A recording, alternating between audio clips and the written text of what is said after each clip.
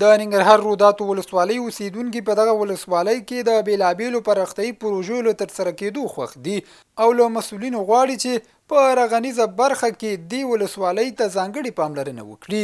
بل لور ته د روداتو ولسوالۍ مسؤلین وایي دې ولسوالۍ کې یو شمېر رغنیزې پروژې ترسره شوي او ډاډ ورکوي چې په راتلونکي کې به د ولس د اړتیاو له مخې بیلابیلې پراختیایي پروژې ترسره شي.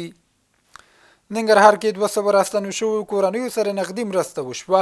د ننګرهار کډوالو بیرته راستنېدونکو چارو ریاست تر چتر لاندې ډي ار سی موسسې له لوري 200 راستنو شویو کورنیو سره د 3 میلیونه 130,000 افغانیو نغدي مرسته وشوه چې هرې کورنۍ ته 15,650 افغانۍ ورکړل شوې.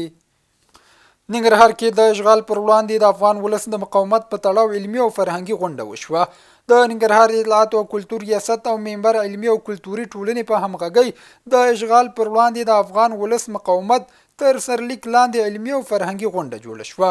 په دې غونډه کې لیکوالو، فرهنګي شخصیتونو، دیني علماو، ځوانانو او یو شمېر مجاهدینو ګډون کړی و او د هیواد د تیرو اشغالونو د افغان ولس د قربانیو او د مقاومت د پیلو په اړه خبرې وشوې.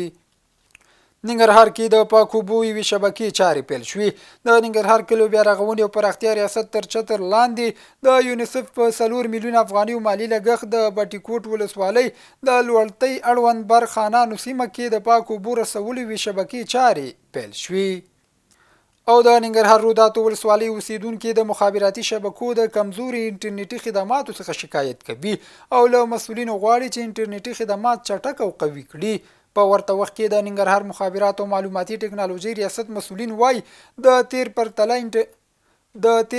انټرنیټ بیو کې د پام وړ کموالی راغلی او ولسونو ته د انټرنیټي خدماتو له قوي کېدا ډاډ ورکوي.